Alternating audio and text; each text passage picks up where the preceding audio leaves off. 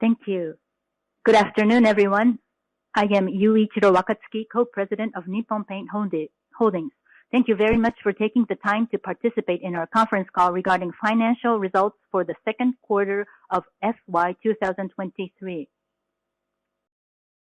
It gives me pleasure to announce that we have participants from the mass media to join the fourth and the second quarter financial results presentation.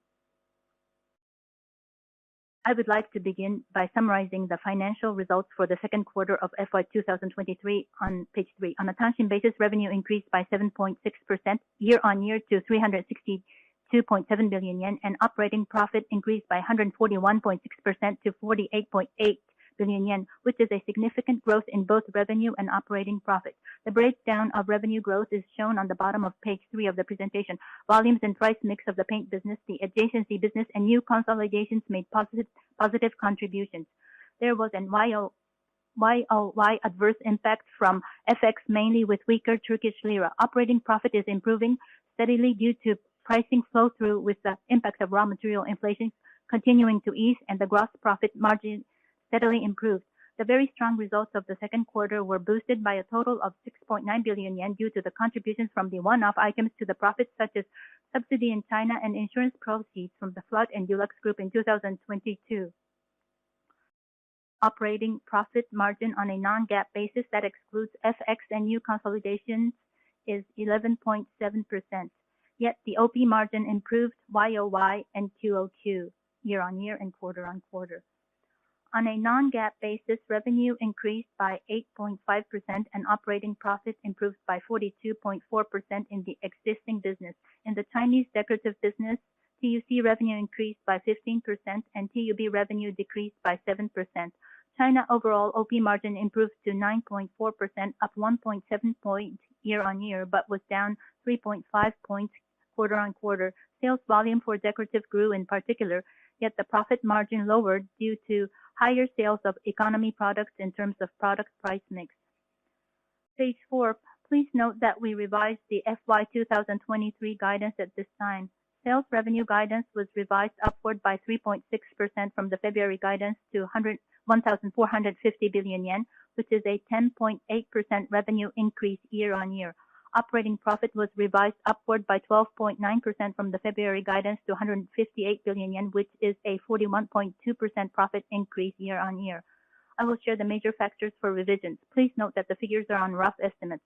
Roughly 17 billion yen increase in revenue and 9 billion yen increase in operating profit are driven by volume growth and margin improvement.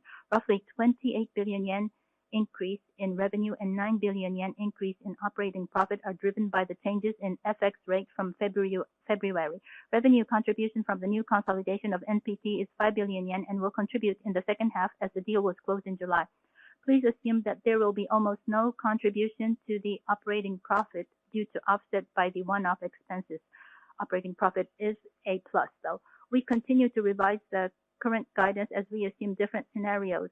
The guidance may change in case there are changes in the consumption business trends in the second half, including the raw material price trends, FX, and the extent of the impact from the hyperinflationary accounting application in Turkey, which is factored in but difficult to forecast. We will make updates if necessary for these matters in a timely manner.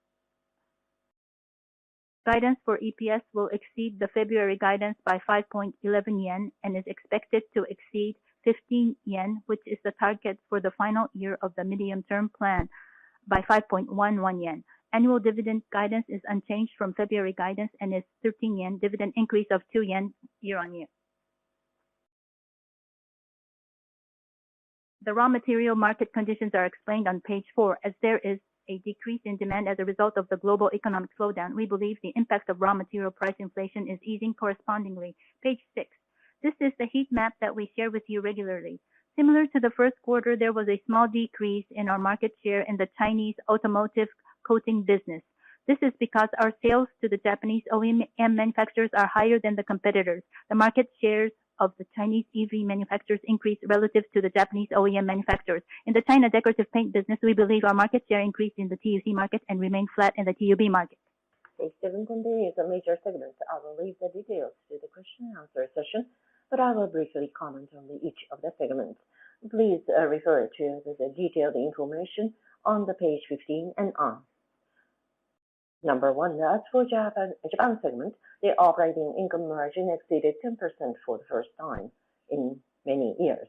The automotive and marine applications continue to improve, while the decorative and industrial application made up for the drop in volume in their prices. That's number one. Number two, that I have already told you about the China. So I would like to cut this from my presentation. Number three, in Asia outside of the China, both sales and profit continues to grow steadily. In Indonesia, sales continue to increase and the profit ratio exceeded 30%. And in Turkey, that we are able to recover very high margins after the application of the superinflationary accounting, thanks to the significant increase in sales, mainly due to the recovery from the effects of the earthquake in the first quarter, and an improvement in the raw material cost ratio. In DGL, although the market conditions were not favorable in the main Pacific segment and the volume growth was sluggish, the effect of the price hikes has penetrated into the market, resulting in a continued stable growth. In Europe, Chromology sales were almost on a par with the previous year due to the price increases. JUB sales declined 8.7% in real term due to the volume decline in the ETICS. Well, compared with the second quarter, and this is a comparison with this quarter, and from the June for a consolidated basis, and on the standalone basis, that we are seeing that the increase and the good performance. 5 in Americas, the while sales for the automobile show the significant recovery trend. The sales of the decorative products continue to be affected by the slowdown in the housing market due to the rising interest rate, resulting in the decline in sales. However, since there was no impact from the bad weather as in the previous quarter, the profit level has recovered considerably compared to the first quarter. Page 8 and on, here are the major topics. The first, acquisition of the MPT in Italy was successfully completed in July with the approval of the authorities. We continue to receive the high praise for our integrated report and are currently in the final stage of the operating the 2023 edition.